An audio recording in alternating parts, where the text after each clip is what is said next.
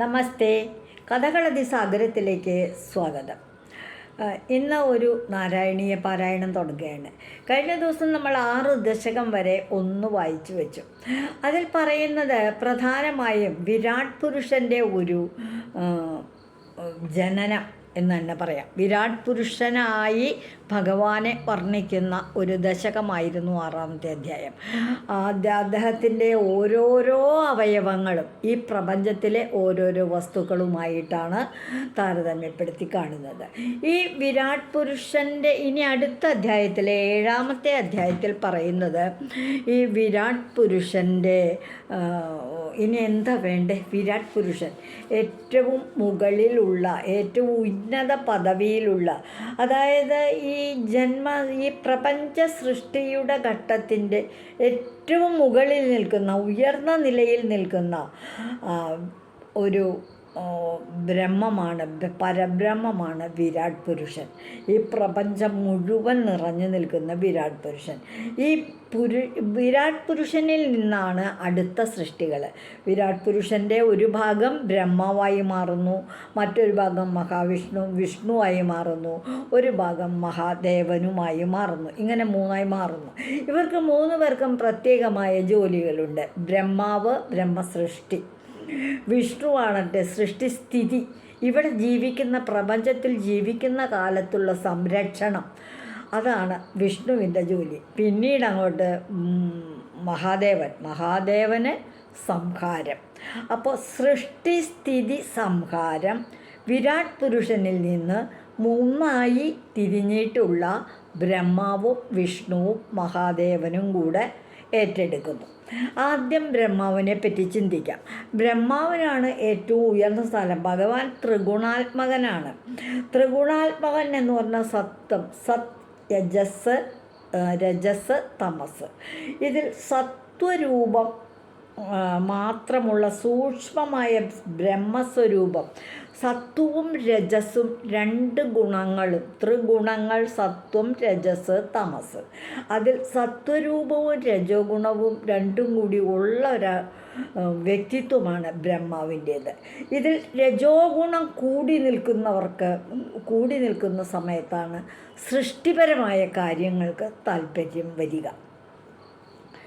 അപ്പോൾ ഇവിടെ 14 ലോകങ്ങളുടെ രൂപത്തിൽ പ്രത്യക്ഷപ്പെട്ട നെന്തിരുവടി ഭഗവാൻ വിരാട് പുരുഷൻ തൻ്റെ ഇച്ഛയാൽ, തൻ്റെ സ്വന്തം ഇഷ്ടപ്രകാരം അതിൻ്റെ ഏറ്റവും മുകളിൽ തന്നെയുള്ള ലോകം സത്യലോകം, ആ സത്യലോകത്തെ അധികാരിയായിട്ട് ബ്രഹ്മാവിനെ ഏൽപ്പിക്കുകയാണ് സൃഷ്ടികർമ്മം.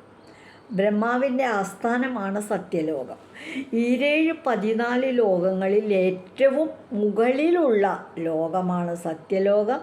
ബ്രഹ്മാവാണ് സത്യലോകത്തിൻ്റെ അധിപൻ. അദ്ദേഹമാണ് സൃഷ്ടികർത്താവ്. ബ്രഹ്മാവിന് 3 ലോകവും ചേർന്ന് വിരാട് പുരുഷൻ്റെ ജീവാത്മാവായ ഹിരണ്യഗർഭൻ എന്ന് പറയും. അതായത് ആദ്യത്തെ 3 ലോകങ്ങൾ ഒരുമിച്ച് ഹിരണ്യഗർഭൻ എന്ന് ബ്രഹ്മാവിനെ പറയാറുണ്ട്. അതിൻ്റെ കാരണം വിരാട് പുരുഷൻ്റെ ജീവാത്മാവാണ് ഹിരണ്യഗർഭൻ. ആ 3 ലോകവും ചേർന്ന്, ബ്രഹ്മാവിനെ 3 ലോകവും ചേർന്ന് ത്രിലോകമായിട്ട് ഈ ഭൂമിയെ, പ്രപഞ്ചത്തെ ബാധിക്കുന്നുണ്ട്. ത്രിലോകം എന്ന് പറയുന്നത് എന്താണെന്ന് വെച്ചാൽ, നടുവിൽ ഭൂമിക്ക് കീഴെയുള്ളതൊക്കെ പാതാളം, ഭൂമിക്ക് മേലെയുള്ളതൊക്കെ സ്വർഗം. അപ്പോൾ സ്വർഗം, ഭൂമി, പാതാളം എന്നിങ്ങനെ 3ആയി തിരിയുന്നതിൽ അതിൻ്റെ എല്ലാം ഒരു അധികാരി എന്നുള്ള നിലയ്ക്കും ഹിരണ്യഗർഭനെന്ന് ബ്രഹ്മാവിനെ പറയാറുണ്ട്. ആ ഹിരണ്യഗർഭനുണ്ടല്ലോ, രജോ ഗുണം വർദ്ധിച്ച് പലതരത്തിലും സൃഷ്ടി നടത്തുവാൻ ആഗ്രഹമുള്ളവനായിത്തീരുന്നു. സത്വഗുണവും രജോ ഗുണവും 2ഉം ഉണ്ട് കേട്ടോ ബ്രഹ്മാവിന്. അതിൽ രജോ ഗുണം വർദ്ധിക്കുമ്പോഴാണ് സൃഷ്ടികർമ്മം നടത്തുന്നതിന് ആഗ്രഹമുണ്ടാകുന്നത്. നമുക്ക് ആദ്യത്തെ ശ്ലോകം ഒന്ന് വായിക്കാം. ഈ ഒരു അർത്ഥങ്ങളൊക്കെയാണ്, ഈ ഒരു കാര്യങ്ങളൊക്കെയാണ് ഈ ശ്ലോകത്തിൽ പറയുന്നത്. ദശകം 7. ഓം നമോ ഭഗവതേ വാസുദേവായ. ഓം നമോ ഭഗവതേ വാസുദേവായ. ഏവം ദേവ ചതുർദശാത്മക ജഗദ്രൂപേണ ജാതാ പുനഃ തസ്യോർദ്ധം ഖലു സത്യലോകനിലയേ ജാതോऽസി ദാതാ സ്വയം. യം ശംസന്തി ഹിരണ്യഗർഭമഖിലത്രൈലോക്യജീവാത്മകം യോ അഭൂത് സ്ഫീതരജോ വികാര വികസന്നാസി സൃക്ഷാരസാം. അതായത് ദേവ, അല്ലയോ ദേവ, ദേവൻ എന്ന് വിരാട് പുരുഷനെയാണ് ഇവിടെ സംബോധന ചെയ്യുന്നത്. ഏവം ചതുർദശാത്മക ജഗദ്രൂപേണ ജാത, ഈ 14 ലോകങ്ങളുടെ രൂപത്തിൽ പ്രത്യക്ഷപ്പെട്ട വിരാട് പുരുഷനെയാണ് വിളിക്കുന്നത്. വിരാട് പുരുഷൻ്റെ എല്ലാ ശരീരാവയവങ്ങളും 14 ലോകങ്ങളാണ്. പുനഃസ്വയം തസ്യ ഊർദ്ധം ഖലു സത്യലോകനിലയേ ദാദാ ജാതാസി. അതായത് എന്താ ഇവിടെ പറയുന്നത് വെച്ചാൽ, സ്വന്തം ഇഷ്ടപ്രകാരം അസി സ്വയം തസ്യ, വിരാട് പുരുഷന് തന്നെത്താൻ ഇഷ്ടം തോന്നിയിട്ട് ഈ 14 ലോകങ്ങളിലെ ഏറ്റവും മുകളിലുള്ള ലോകമായ സത്യലോകത്ത്, സത്യലോകനിലയെ ദാതാവെന്ന് പറഞ്ഞാൽ ബ്രഹ്മാവിനെ അധികാരിയാക്കി അദ്ദേഹത്തിന് സൃഷ്ടികർമ്മം ഒരു ജോലിയും കൊടുത്തേൽപ്പിച്ചു. അവിടെ പ്രത്യക്ഷപ്പെട്ടു ബ്രഹ്മാവിൻ്റെ രൂപത്തിൽ.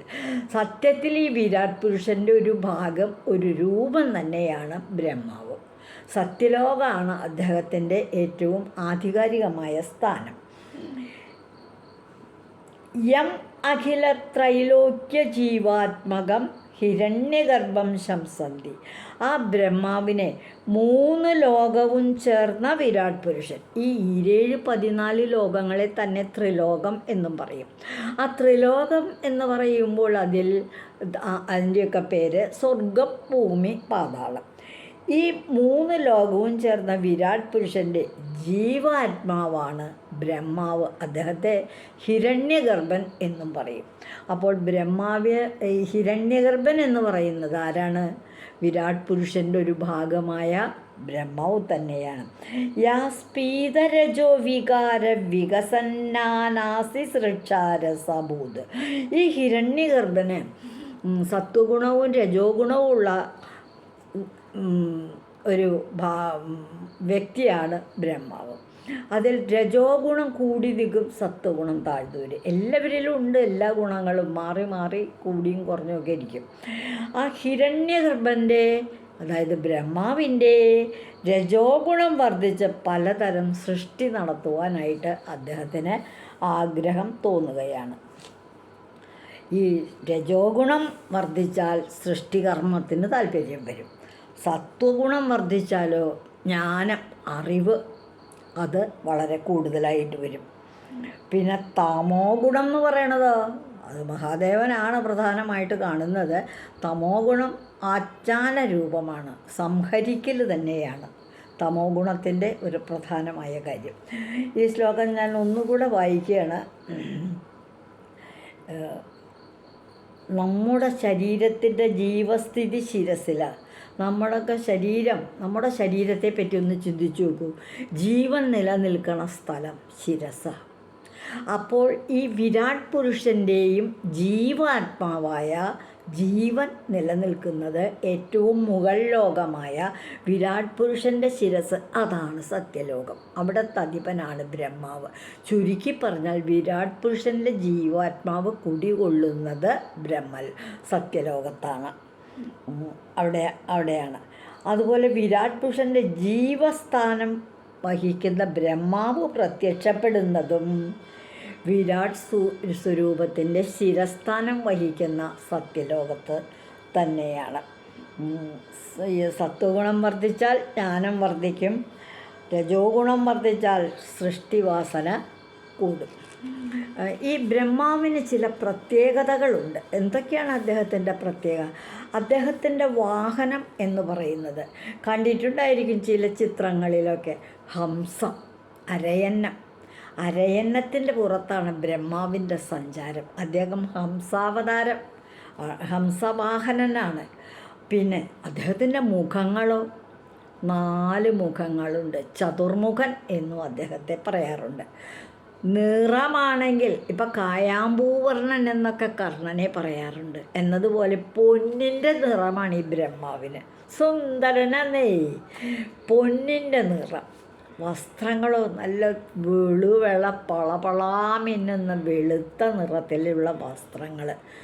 കാതിങ്ങനെ നീട്ടിയിട്ടുണ്ട്. പണ്ടൊക്കെ ചില ബ്രഹ്മാവിൻ്റെ ചിത്രം ശ്രദ്ധിച്ചു നോക്കും, ഒരു കാതിങ്ങനെ നീണ്ട് കിടക്കുന്നുണ്ടോ, തൂങ്ങിയ കാതാണ് അദ്ദേഹത്തിൻ്റേത്.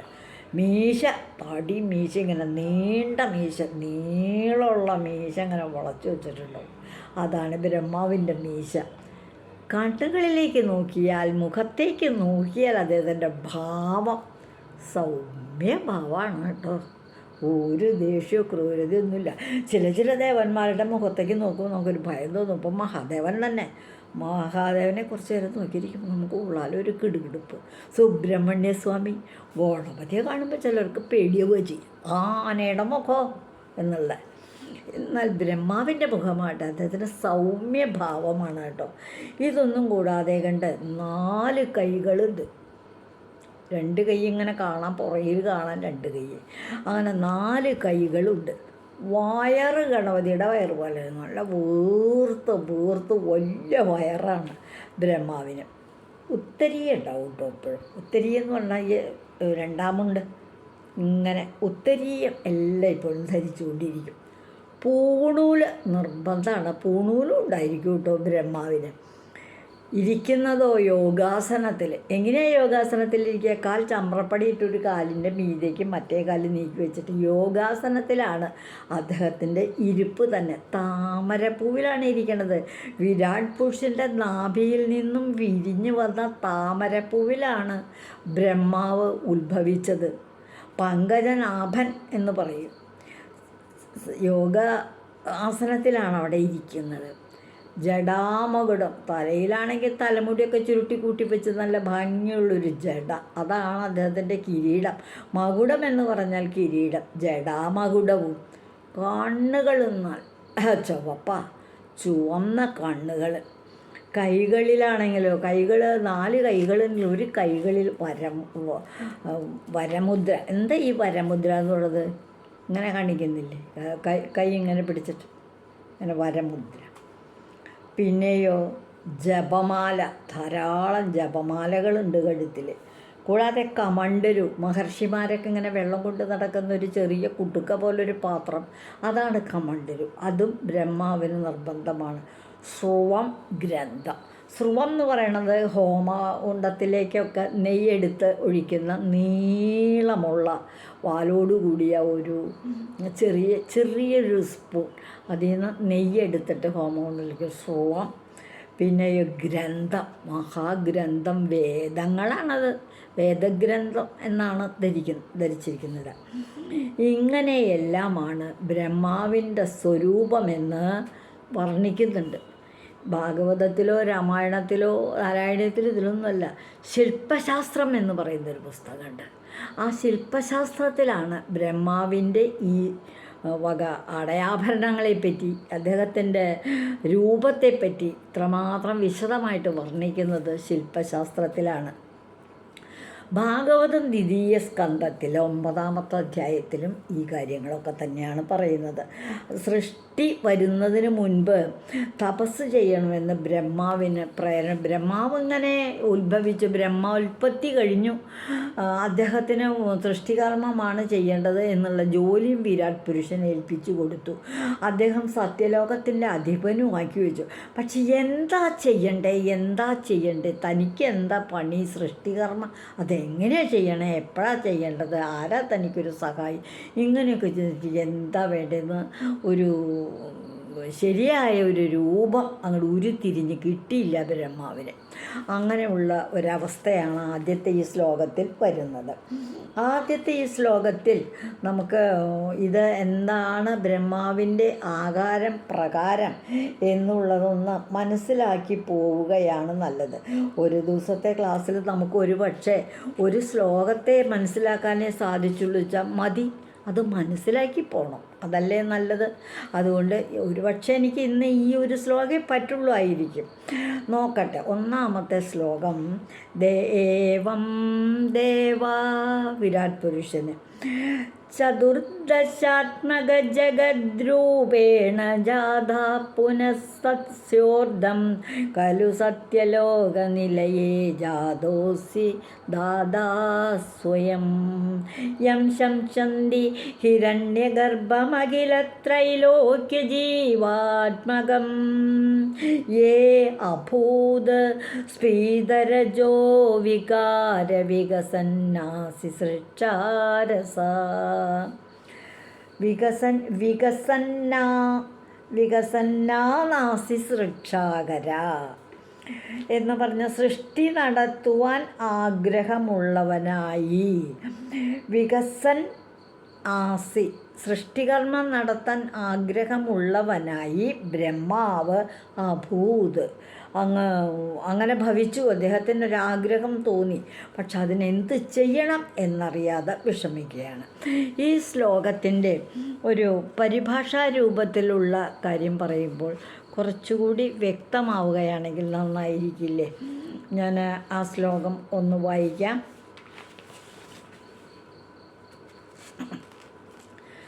പതിനാലു ലോകത്തിലും നിറഞ്ഞു നിന്നൊരാ ദേവൻ, അത് വിരാട് പുരുഷൻ. 14 ലോകത്തിലും നിറഞ്ഞു നിന്നൊരാ ദേവൻ സത്യലോകസ്ഥാനത്തിങ്കൽ ബ്രഹ്മദേവനായി. ഏറ്റവും മുകളിലുള്ള 14 ലോകങ്ങളിൽ ഏറ്റവും മുകളിലുള്ള സത്യലോകത്തിൻ്റെ സ്ഥാനത്ത് സത്യലോകത്ത് ബ്രഹ്മദേവനായി ഹിരണ്യഗർഭനെന്നോരാ വിശ്വരൂപ ജീവാത്മാവിൽ.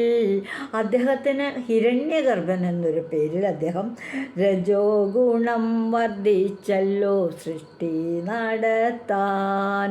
അദ്ദേഹത്തിൻ്റെ രജോ ഗുണം വർദ്ധിച്ചു, സൃഷ്ടി നടത്താനായിട്ട് അദ്ദേഹം ആഗ്രഹിക്കുകയും ചെയ്തു. ഇന്ന് ഞാൻ ഈ ഒരു ശ്ലോകമേ പറയുന്നുള്ളൂ.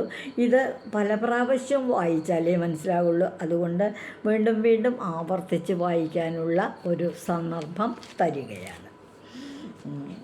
ഓം നമോ ഭഗവതേ വാസുദേവായ. ഇന്ന് പറഞ്ഞ വാക്കുകളെല്ലാം ഗുരുവായൂരപ്പൻ്റെ പാദങ്ങളിൽ സമർപ്പിക്കുന്നു. ബ്രഹ്മാവിൻ്റെ ആകാരവും പ്രകാരവും അദ്ദേഹം വിരാട് പുരുഷനിൽ നിന്ന് അദ്ദേഹം ഉടലെടുത്ത രീതികളുമൊക്കെയാണ് ഇന്നത്തെ ഈ ശ്ലോകത്തിൽ പറഞ്ഞത്. അടുത്ത ദിവസം അടുത്ത ക്ലാസ്സിൽ രണ്ടാമത്തെ ശ്ലോകത്തെ മുതൽ വ്യാഖ്യാനിക്കാം.